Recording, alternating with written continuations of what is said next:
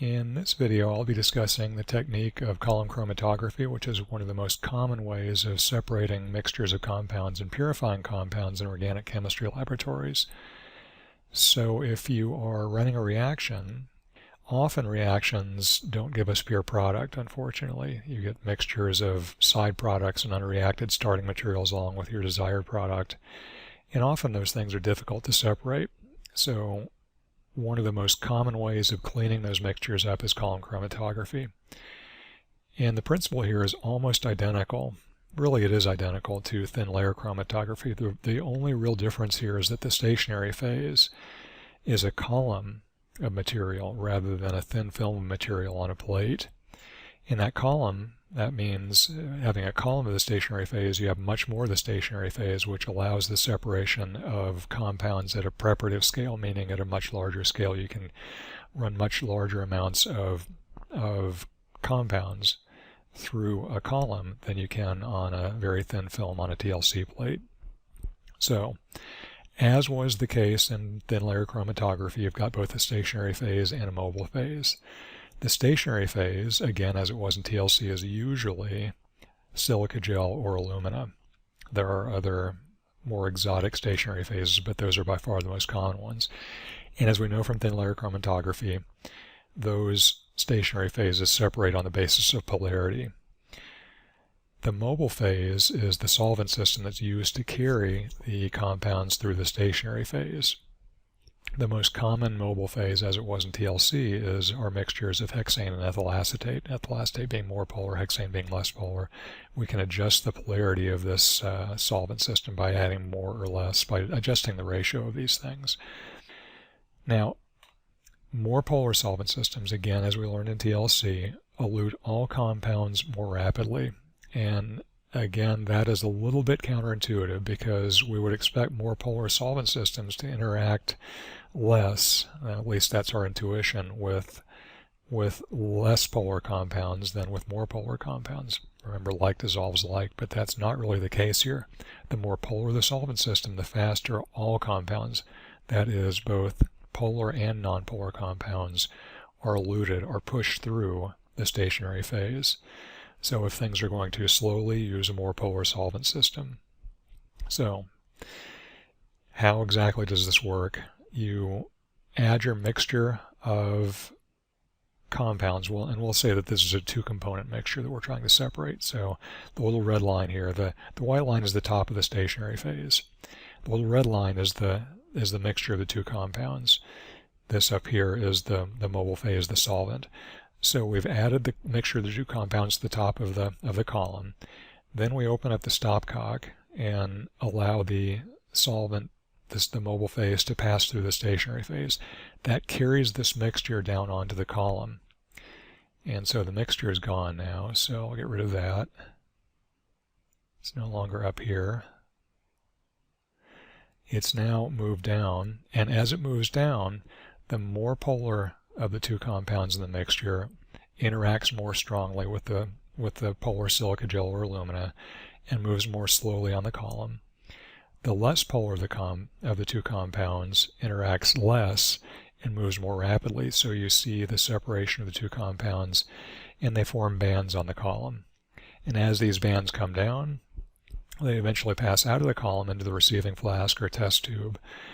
And so once we've gotten this band off into the first flask, we will briefly turn this off, change flasks, and then open it back up and allow the second band to come off. And thus we've separated the two columns. And of course, you're not limited to separating just two. We've separated the two compounds, rather. You're not limited to separating just two columns. There can be half a dozen. There can be a number of different compounds in your mixture. The point being, as long as there's a difference in polarity, you're able to separate them on the basis of polarity. So you can have multiple bands coming off.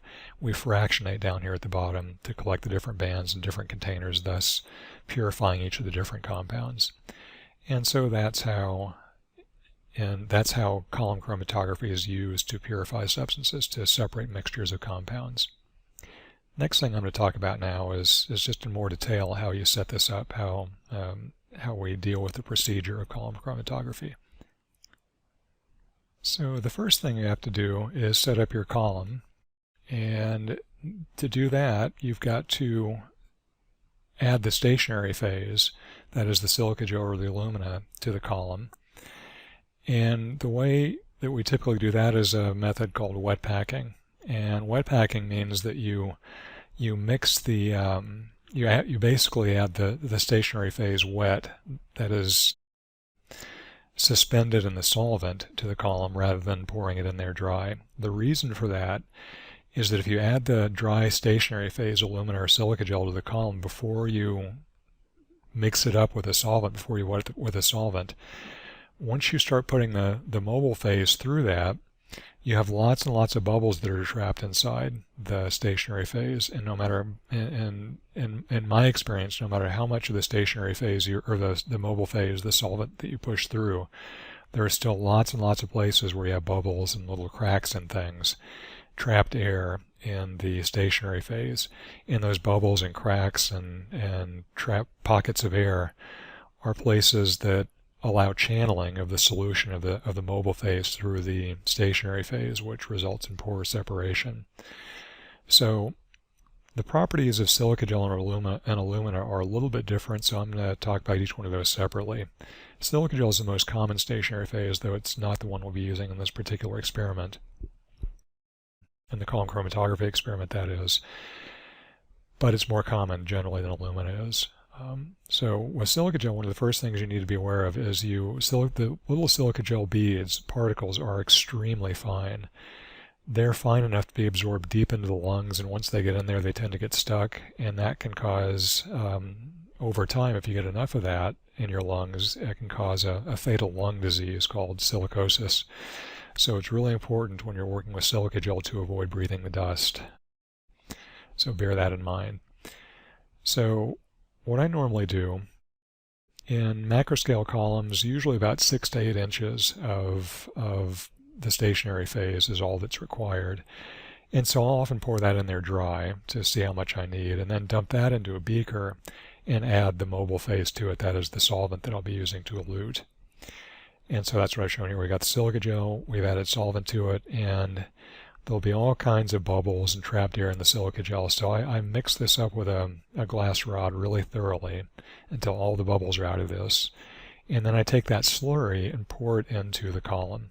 I like having the column open to allow the solvent out. I think that helps the stationary phase to pack if the solvent's moving through at the same time. And it also helps avoid the trapping of bubbles in the stationary phase. So try to pour it smoothly so you don't get lots of air bubbles being carried down into the stationary phase. Another thing that seems to help with silica gel in particular is tapping the side of the column as the stationary phase is settling. So you've got this slurry pouring in here. You'll have the solution building up on top and the stationary phase settling to the bottom as you're allowing the solution to pass through, the mobile phase to pass through. As this settles, tapping it, and you want to tap it around all sides. So you tap in front, you tap in back on one side and the other side. If you tap too much on one side, that tends to cause the stationary phase to pack more tightly on that side, and that can later on cause your bands to move through non-horizontally, which limits the effectiveness of your separation. So it's kind of good to make sure that you're doing whatever you're doing to one side of the stationary phase as it settles, you do the same thing to all sides. So tapping it helps it settle and pack more tightly, which leads to better separation later on. So once you've got all, you may need to use a funnel up here, of course, to do this. So once you've got all of this added, and sometimes you rarely get all of the silica gel, all of the stationary phase out the first time through. So you pour it in, you'll have some left over here, some as when all the solvent's gone. I take the same solvent, pour it back in, and just keep recycling the solvent until I've got all the stationary phase that I want inside the column. And then I tap it around the sides a little bit more with my, what I'm trying to show here, this is a rubber, I usually use a rubber hose for this. A piece of rubber vacuum tubing works really well. Of course, you don't want to strike the glass too hard because you can break it. But so now I'll talk about how we do this with alumina. You can try the exact same procedure with alumina, and I have in fact done it that way before. The problem is that the alumina does not have the same consistency as the silica gel. I think maybe the particles are bigger, and it doesn't form nearly as uniform a slurry as silica gel does. And so what that means in practice, when you try to form a slurry with the alumina and pour it into column to wet pack the column, very little of the alumina tends to come over with it. It seems to be denser and it kind of stays in the flask.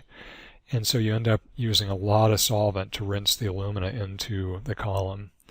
So what I recommend trying in lieu of that, you can try that method, you can use that method, but instead of that, what might work better is to fill the column about 2/3 full, maybe even a little bit more than that, 2/3, 3/4 full with the solvent, the eluting solvent. And with a funnel, pour just the solid aluminum oxide, the alumina, into the column. And you want to do that slowly. You don't want to add too much, because if you add too much, you're going to carry bubbles down, and bubbles are going to get stuck in the alumina, and that's going to cause problems with the separations we've talked about. So slowly pour the solid alumina through the solvent, and as it moves through the solvent, it's now wet, and it will pack at the bottom. And again, it's not a bad idea to tap this with a rubber hose or something, piece of vacuum tubing, all around the sides as it's settling. And again, I like having the solvent draining through. And so as we add more and more of the solid alumina, you get more and more settling. And this comes down, you'll probably have to turn this off at some point and re-add the solvent to make sure you've got solvent on top here. And you just continue that process slowly until all of the alumina is packed into the column. And so that's how you might want to try packing with alumina as opposed to silica gel. By the way, the alumina particles have a different size than the silica gel particles. I think they're bigger. And for that reason, I don't think that they're as dangerous as the silica gel particles are in terms of breathing the dust. But in any event, it's probably not good for you to breathe the dust, so I would also avoid breathing the alumina dust.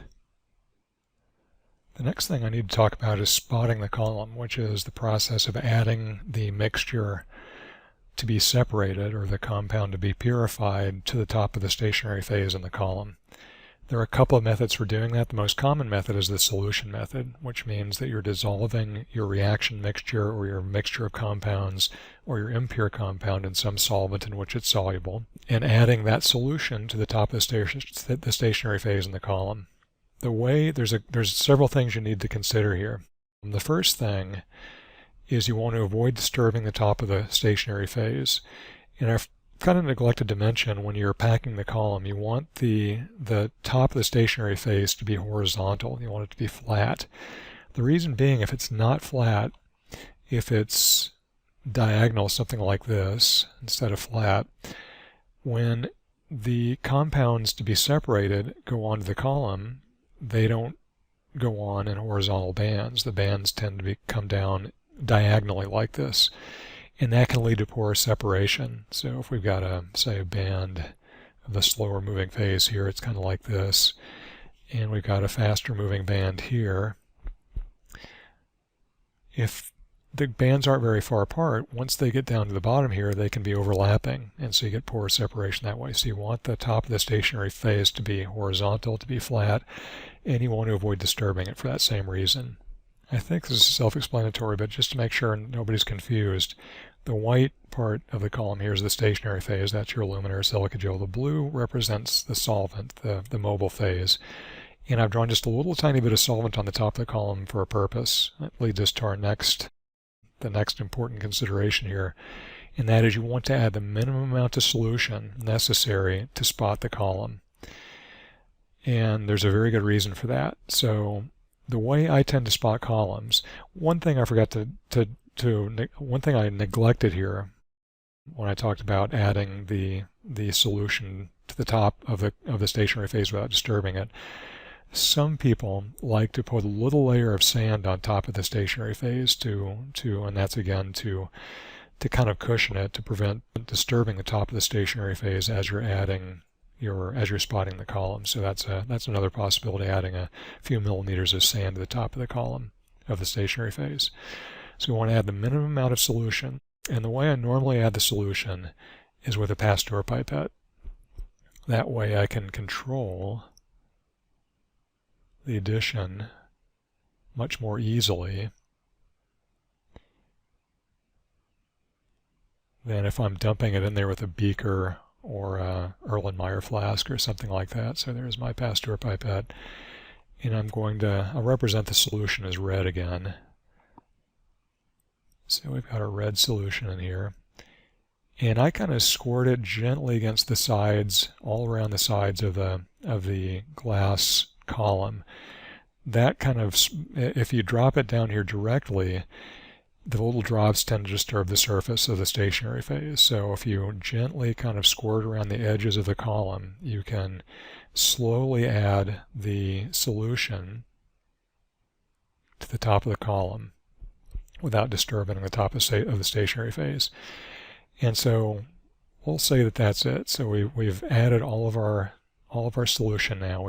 We normally have to use a solvent here to dissolve your compound, in which the compound or mixture of compounds is very soluble, because if it's not, then you have to use a bigger volume, and bigger volumes of solvent goes against this rule here that we want to add the minimum amount of solution of solvent here. So why is that? So let's say that this is it. We've added it. This is about how much we've got on top of this is the solution containing the compounds to be separated. What do we do now? We're going to open the stopcock and allow this to move downward onto the surface of the column. And so once we open the stopcock, the solution moves downward. And so I'm going to get rid of this now. So that's not there anymore. And we let it draw down onto the column until it's loaded onto the stationary phase. Now our mixture is on the stationary phase, not on top of it. So right there is the top of the stationary phase. Now it's important, for the same reasons that we wet pack the column, that you always have a little bit of solvent on the top of the column. The reason being, as soon as that stationary phase begins to dry out, you start to get bubbles of air in there, trap pockets of air, and that leads to channeling through the stationary phase, which reduces the effectiveness of the separation. So you always want to keep all the stationary phase wet. So you draw the solution down until it is just at the very top of the stationary phase, where that's still a little bit wet. Now I'm going to add, now I turn this off, so I stop the flow, and now I add, again with a Pasteur pipette, this time more solvent, and you can take it out of this receiver flask just to economize on solvent. So I add some solvent, and I add just a minimum amount of solvent again. Now I'm going to reopen the stopcock down here and draw that down again to just about at the surface. And I do that 3 times. So I spot the column, draw it down so that the liquid is just at the very surface of the stationary phase. I add pure solvent, the solvent that we'll be using to elute this time, and add a little bit more, just a few millimeters on top, draw it down, do that one more time. In fact, I try to do that about 3 times. What are we doing here?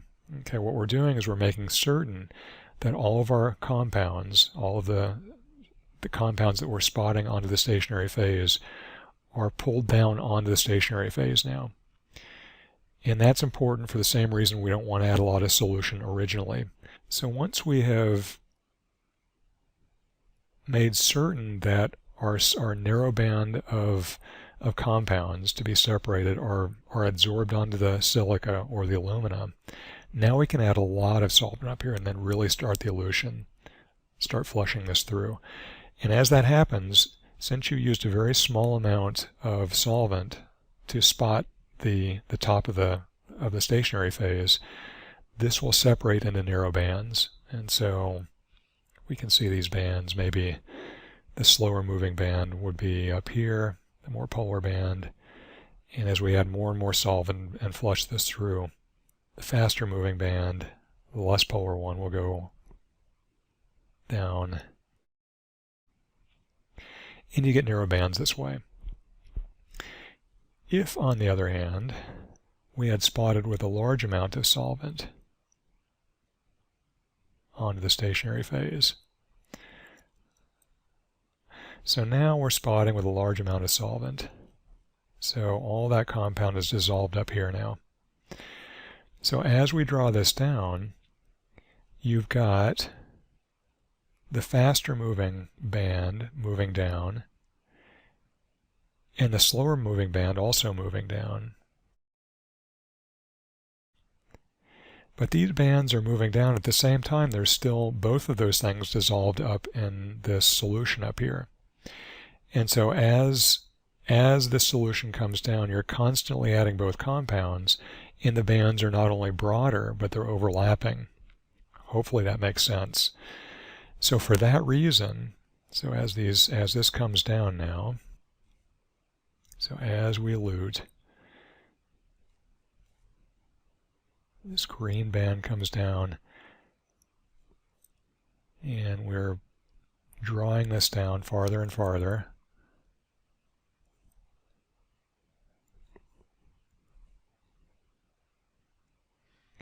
And the blue band's also coming down. But the bands are much broader now and overlapping because we're continually adding more and more of both compounds at the same time because we had a lot of solvent up here in which it was dissolved. So that's the reason why you want to avoid that. You want to avoid having a big pile of solvent, a big pile of solution up here containing both compounds. You want to spot the top of the column with the smallest volume of solution possible. Hopefully that makes sense. I always have a difficult time explaining that to students. A second method of spotting a column is what I refer to as the dry method. And many of the same concepts and important points still apply here. The difference here is that what we're doing, instead of adding a liquid solution to the top of the column, we're adding a dry mixture of the mixture of compounds or compound to be isolated, adsorbed onto the stationary phase. And so the way you do that is you take a small amount of alumina or silica gel, whatever corresponds to your stationary phase, you put that into a beaker or flask, and you add a solution of your compounds to that silica gel or alumina, and you stir that up really well with typically a glass stir rod to get all the bubbles out, and then to make sure it's really homogeneous. And then you evaporate off, and you can do that with a hot plate, of course. So we'll put this on a hot plate in the fume hood. And heat this up and evaporate the solvent off. What that's going to leave you with is a mixture of alumina and or silica gel really, a dry mixture with your compound or mixture of compounds adsorbed onto that alumina or silica gel. And so it's a dry powder. Now what you're going to do is pour that powder, usually through a funnel, onto the column. And remember, what I've tried to show here, the white part is the stationary phase, the blue is the top of the solvent. Remember, you want to use the minimum amount of solvent on the top of the column when you're spotting the column. Again, we want to avoid disturbing the stationary phase. You want the horizontal surface on the top of the column. And we're going to slowly add the solid mixture of alumina with our adsorbed compound onto this. So the blue, there's just the minimum amount of solvent, just enough to keep the top of the column moist. And we slowly add our dry mixture, our powder, onto the top of the column. And so once it's all on there, we've got a band of solid powder here that's a little bit moist from the residual solvent on the top of the column. From this point forward, okay, now we're done with our beaker here, so I can get rid of that. The procedure is the same as with the wet method, spotting with solvent earlier, and that is with a Pasteur pipette. I could probably get rid of my funnel here now too, although you could leave that on there. So with a Pasteur pipette now, I'm going to gently add solvent to the top of the column. So here's and this is the eluting solvent now. And again, that works best if you just kind of pour it in around the sides, gently around the sides of the glass column. And you want to use a very, very small amount here again. just enough to cover the surface, and then stop. Now we're going to open up the stopcock, allow some to drain out, and so that comes down again until we're even with the surface at the top of the column. Then we add a little bit more. Okay, so this will be the second addition, a little tiny bit of solvent. Then we allow that to drain down again. And then one more time, a third time, we do the same thing. And again, what we're making certain of here is this. The mixture of compounds is now thoroughly adsorbed onto the silica gel, or the alumina, onto the stationary phase, whatever that is. And so once we're certain that all the compound is beneath the surface of the stationary phase, we can now add a lot of solvent and begin with the elution in earnest, you might say. So now we can fill this up, because now that all those compounds are bound to the surface of the stationary phase, once we add the solvent, this is not going to dissolve back up into the solvent and lead to that problem we talked about earlier of having all kinds of stuff dissolved up here and adding it to the column over a period of time, resulting in overlapping bands. So now we've got pure solvent on the top. We really begin the elution, open this up, and periodically as you elute, you're going to have to add more solvent at the top. But that's how you spot a column, using either the solution method or the dry method. Now I'll talk about the elution more generally. So I've talked about packing the column. One thing I forgot to mention is how much stationary phase to use with regard to packing the column. In microscale columns, I usually use about 6 to 8 inches of stationary phase. That is, the height of the stationary phase in the column should be about 8 inches.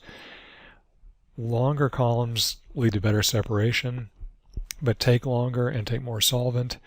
Most organic compounds that are separable by column chromatography can be separated with 6 to 8 inches of stationary phase. With microscale separations, column chromatography, you've got much smaller columns. I usually recommend filling the column in the microscale kit about 2/3 to 3/4 full of stationary phase. So you pour the stationary phase in there dry, then dump it into a beaker and put the solvent in here if you've got alumina, or make the slurry if you've got silica gel, then pour it back in.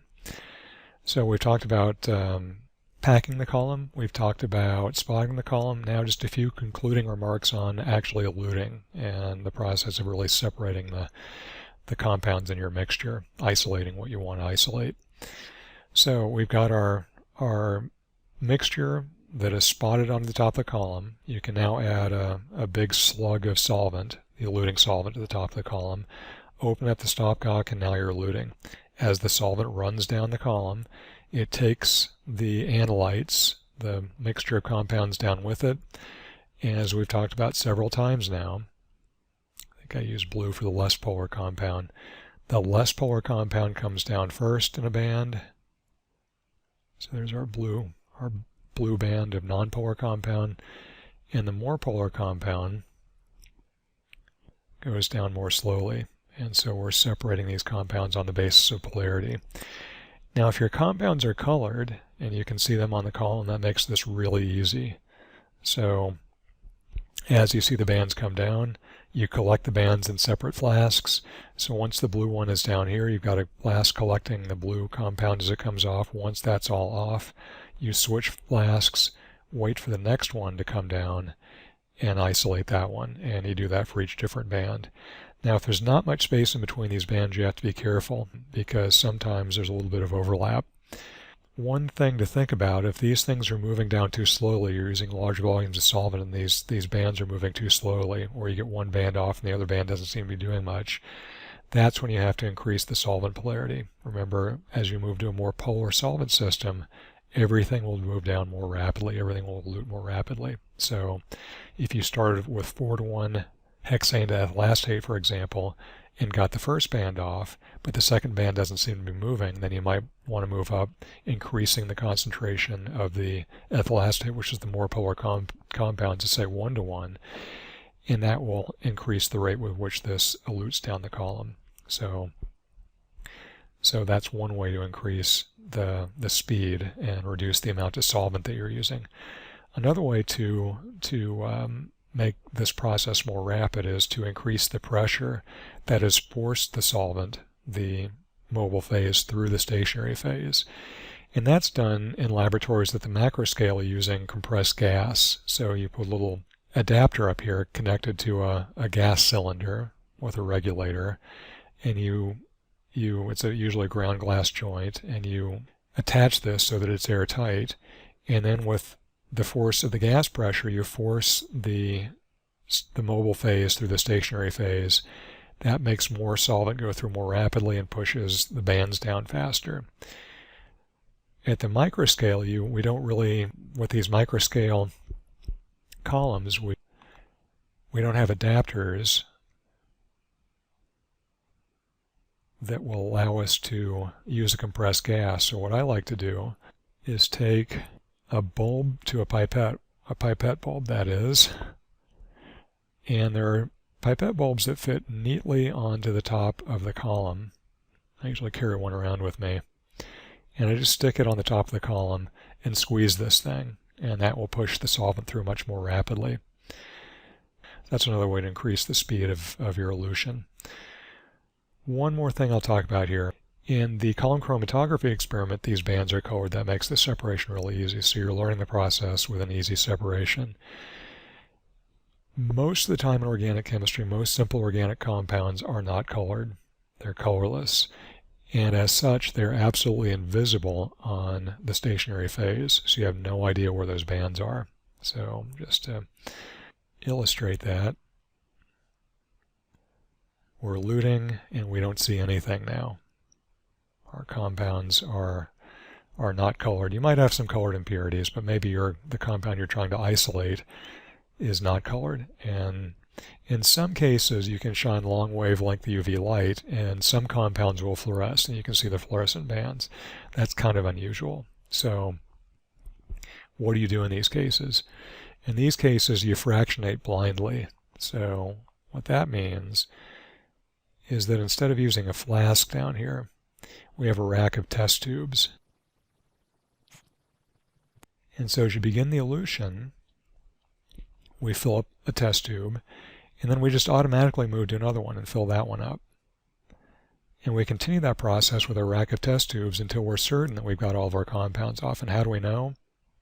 So we're filling each of these test tubes, fractionating with the solution as it comes off, or the solvent if nothing's come off yet. And then what you're going to do as you continue to fractionate is you're going to test these test tubes. You're going to analyze them by TLC, and that will tell you what compound is in which test tube. So that's the process of fractionation. That's usually how we have to run columns, because in most cases organic compounds are not visible on the column as we elute.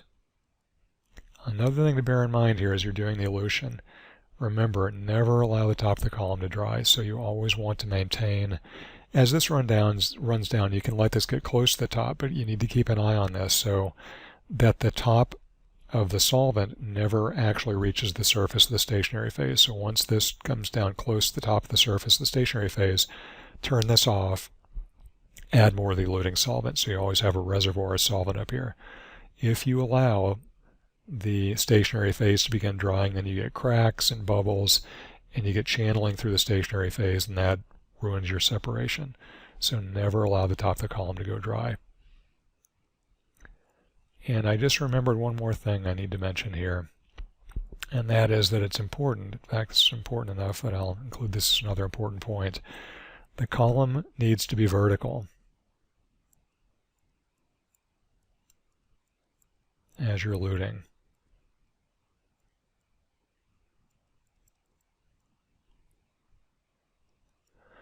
The reason for this, and by vertical I mean just absolutely straight up and down. The reason for this is if this is not vertical, the bands don't come down horizontally. They come down again at an angle, and that, if the bands are close together, leads to poor separation. The bands can overlap down towards the bottom once they get to the base of the column. So at the macro scale, what I used to do is I would hang a string, like a plumb line,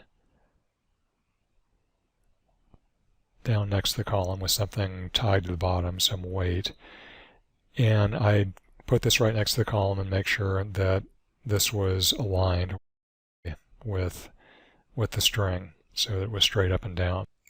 One last important point to bear in mind about running your column, and that is you don't want to, once you've begun eluting, you don't want to allow the column to sit for long periods of time.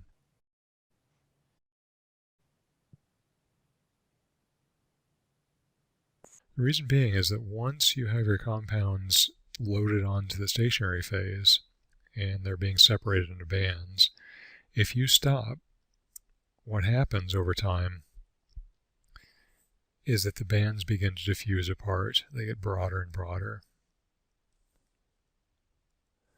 And eventually what will happen, of course, as they diffuse, because they will just continue to diffuse, is they'll diffuse together. And if you let this sit long enough, they'll diffuse the entire length of the column. And then, of course, defeats the purpose of separating the compounds. So once you've started a column, it's important to carry through and finish it. Don't let it sit overnight. So hopefully this has made the process and procedure of column chromatography clear enough that you can do this on your own in the laboratory. If not, let me know if you have any questions, and I will see you in the lab.